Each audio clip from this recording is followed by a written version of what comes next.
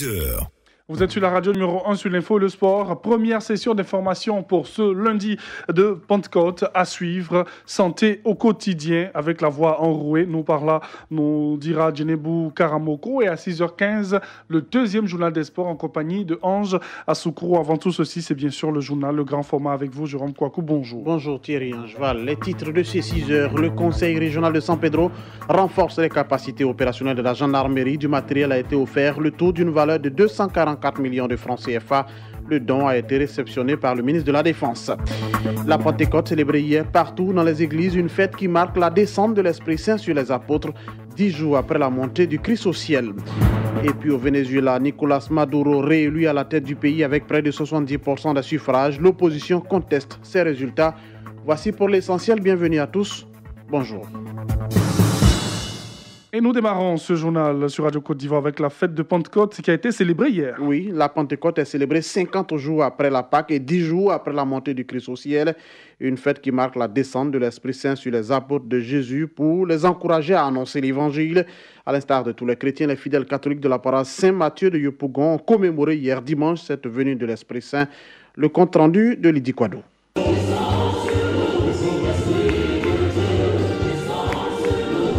Dans la tradition chrétienne, la fête de la Pentecôte est celle qui clôture la cinquantaine pascale et la venue de l'Esprit Saint comme promis par Jésus après sa résurrection. Pour le père Thomas Memel de la paroisse Saint-Mathieu de Yopougon Cité Verte, plus qu'un moment de joie, cette fête doit être dans les circonstances sociales actuelles l'appel à un changement de tout être afin de donner un nouveau visage au monde. Et l'Esprit Saint vient aider dans cette quête. Après avoir accueilli la bonne nouvelle apportée au monde par Jésus, Jésus fait de nous des messagers de cette bonne nouvelle. Et pour que nous ayons la force de réaliser pleinement cette mission, nous avons besoin de recevoir l'Esprit Saint. Ayant reçu de Dieu, nous sommes appelés à donner aux autres. La vie de témoignage reflète ce que nous sommes concrètement. L'Esprit Saint ne fait pas de nous des spécialistes de Dieu, mais l'Esprit Saint fait de nous des gens qui vivent de l'Évangile. Pour quand nous voyons réaliser par notre vie ce que nous annonçons, ils puissent eux aussi tourner leur cœur vers Dieu. La Pentecôte constitue ainsi le dernier jour du dimanche pascal. Et il n'y a pas qu'à Abidjan, à l'intérieur du pays aussi, on a célébré l'événement. La région de l'Ifou a commémoré hier la Pentecôte du Christ Sauveur à la chapelle de Gagou de Daoukro. Les femmes de l'Église catholique ont été officiellement présentées à la communauté chrétienne réunie pour cette célébration. Et le conseil régional de San Pedro fait don de matériel à la gendarmerie. Oui, ce sont au total 4 véhicules de type 4x4, 35 téléphones portatifs, 5 ordinateurs, des mobiliers de bureau, le tout d'une valeur de 244 millions de francs CFA qui ont été donc offerts et réceptionnés par le ministre d'État, ministre de la Défense. L'objectif est de permettre aux gendarmes de lutter efficacement contre le banditisme dans cette région économique. La cérémonie de remise de ce matériel a eu lieu à la 5e Légion territoriale de gendarmerie où était Sam Conan. Chers parents, le ministre de la Défense que je suis, partout quand on m'appelle, c'est pour me dire d'envoyer une voiture pour la gendarmerie. C'est la première fois qu'un responsable m'appelle et me dit nous-mêmes, on va donner des voitures pour aider la gendarmerie, pour protéger nos populations. Et je voudrais le féliciter. Quand on a un corps habillé, on doit venir au secours des populations. Je vous fais confiance. Parce que quand on s'occupe de vous, vous aussi, vous occupez des populations. Veillez à ce que les populations ne souffrent pas de nos actions. Nous devons être le secours des populations. Quand un chef, une femme, un jeune voit un policier, un militaire ou un gendarme, il doit être rassuré. Il ne doit pas avoir peur. S'il a peur, c'est que nous avons échoué. Vous avez reconnu dans la voix du ministre d'État, ministre de la Défense, Ahmed Bakayoko. Et parlons santé, lutte contre la fièvre Lassa, l'INHP sensibilise. Oui, et les tribunes des radios Côte d'Ivoire ont été utilisées hier pour sensibiliser davantage sur la fièvre Lassa. Au cours de l'émission, les salons de Radio Côte d'Ivoire, l'invité a parlé des symptômes, des moyens de lutte contre cette pathologie. Mais comment éviter la fièvre Lassa? La réponse de Dr Fofana Diakaridia, elle est chef adjoint du service de lutte antivectorielle à l'Institut national d'hygiène publique. Fait de sorte que les souris n'arrivent pas à accéder à l'intérieur de nos habitations. Donc il faut rendre dans un premier temps l'habitation, l'environnement propre, du côté hygiénique inattaquable, et obstruer les orifices possibles. Il faut préconiser le lavage régulier des mains pour pouvoir éviter la maladie. Et en plus de cet aspect humain, il faut ranger tout ce qui peut intéresser les souris dans nos maisons. Il faut les ranger de sorte que même si par accident ils arrivent à pénétrer dans les maisons, ils n'ont pas accès à tout ce qui peut les intéresser, de sorte que la souris même se dise que ce milieu-là ne m'est pas propice et va ailleurs. Le combat, il est individuel, mais il est aussi collectif. Une erreur nous a fait dire elle, alors que c'est bien un homme, Fofana Diakaridia, chef adjoint du service de lutte antivectorielle sur les antennes de Radio Côte d'Ivoire hier dimanche. Et une question dans ce journal, toujours dans le même registre, comment combattre efficacement la rage? Le sujet était au centre d'une formation. Figurez-vous que toutes les 9 minutes, une personne meurt de rage dans le monde et en Côte d'Ivoire. L'année dernière seulement, 18 personnes sont mortes parce que contaminées par la rage. Cette maladie contagieuse se transmet à l'homme par les morsures, les griffures d'animaux, notamment le chien, le chat et la chauve-souris.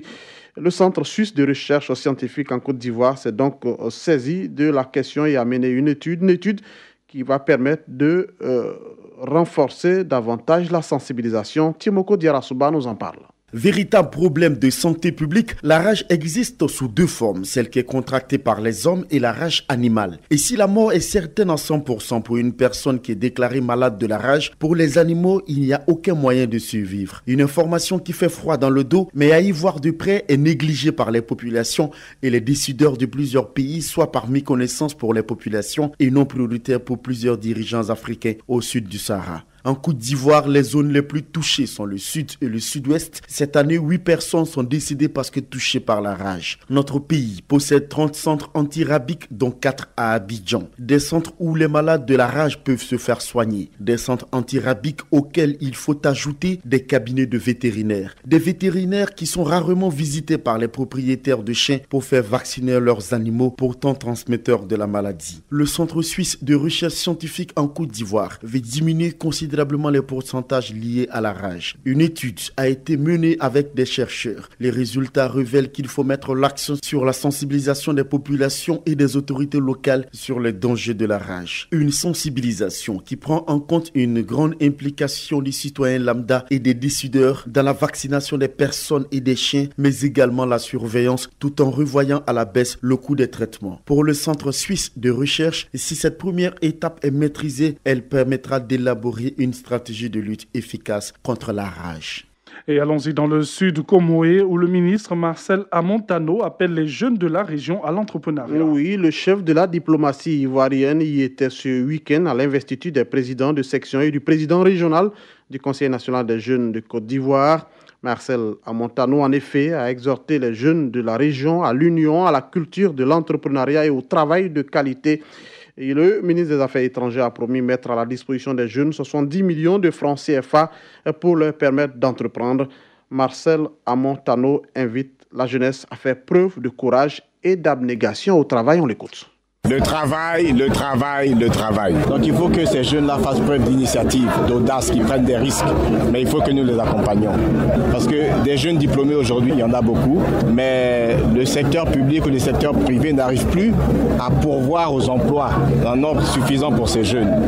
Donc cette jeunesse, on dit que c'est l'avenir. Moi je dis non, c'est le présent. Quand on représente près de 70% de la population, on n'est pas seulement l'avenir, on est le présent. Et le présent, il faut s'en occuper. C'est la raison pour laquelle je suis venu à cette investiture. Je me félicite de la parfaite organisation de cette manifestation qui nous encourage à aider les jeunes. Une autre information dans ce journal, eh bien celle des acteurs de la filière palmier à huile. Oui, ce sont les dirigeants de la Fédération nationale des coopératives et l'Union des coopératives de palmier à huile qui ont été formés à la conception, l'exécution des programmes de travail et des budgets dégagés. Un renforcement de capacité qui va permettre à ces responsables de groupements agricoles de palmiers à huile de maîtriser le montage de projets et le financement de ces projets. Les précisions de Yao Kwame François, responsable technique au projet d'appui du secteur agricole. Au soir de l'avis du PESAC, on estime que, ayant été la deuxième interprofession à se mettre en place, ils sont assez outillés pour voler de leurs propres ailes. C'est pourquoi nous sommes en train de leur donner tous les éléments possibles pour pouvoir monter des projets de manière à ce que tous les aspects soient pris en compte, depuis l'approvisionnement jusqu'à la commercialisation du produit fini. Nous leur donnons les rudiments pour monter eux-mêmes des projets bancables de manière à approcher les différents bailleurs et rechercher des financements pour la suivi de leur corporation. Des projets bien spécifiés de manière à ce que tout partenaire qui veut les accompagner sache exactement ce qui est entrevu, le besoin qui est exprimé et qui veut être corrigé. Et nous allons à l'international avec cette information. Au Venezuela, Nicolás Maduro réélu. Oui, avec près de 70% des suffrages exprimés, le chef de l'État sortant devance largement son adversaire Henri Falcón, qui n'a recueilli que 21% des suffrages. L'opposant annonce, lui, qu'il ne reconnaît pas les résultats du scrutin, marqués selon lui par des irrégularités, et demande un nouveau scrutin. Près de 20 millions d'électeurs étaient appelés aux urnes de cette présidentielle anticipée dans un pays en proie à un chaos économique et sécuritaire depuis de nombreux mois. Sur le continent africain, l'annonce officielle des résultats du référendum constitutionnel du 17 mai au Burundi aura lieu dans l'après-midi de ce lundi. Selon la commission électorale, la CENI, les résultats définitifs seront ensuite validés par la Cour constitutionnelle. L'opposition s'est étonnée dimanche que 3 jours après le vote, aucun chiffre n'ait encore été donné. Les seuls résultats disponibles ont été publiés par un collectif de 15 radios publiques et privées œuvrant sous l'égide du ministère en charge des médias, portant sur 17 des 18 provinces du pays. Il montre que le oui obtient partout des scores oscillant entre 50 et 85%. Et avant de terminer ce journal, nous allons donner cette information triste. Ungoran Laloy est décédé hier dimanche chez nous en Côte d'Ivoire. Oui, vous l'avez peut-être connu, la musique ivoirienne, on peut le dire, est en deuil. Le mari de Ala Thérèse, bien sûr, Ungoran Laloy, accordéoniste, est décédé hier, dimanche 20 mai, dans son village à Konan-Kokerekro, situé à une vingtaine de kilomètres de Toumoudi. C'est ce qu'on a appris de sources concordantes. La diva de la musique baoulée, Ala Thérèse, est en ce moment inconsolable. C'est dans les années, en effet, 1950 que les deux artistes se sont rencontrés à l'occasion de manifestations funéraires. Ungoran Laloy était alors lead vocal d'un groupe dans son propre village. Leur premier album paraît en 1956, œuvre que Ala Thérèse et son mari Ungoran Laloy se produisent ensemble, l'une chantant et l'autre l'accompagnant à l'accordéon. Le couple totalise 6 albums, dont le dernier a été réalisé en 2005. Ils auront tourné sur scène pendant près de 60 ans. Point final de ce journal, le rappel des titres. Le conseil régional de San Pedro renforce les capacités opérationnelles de la gendarmerie. Du matériel a été offert, le tout d'une valeur de 244 millions de francs CFA. Le don a été réceptionné par le ministre de la Défense.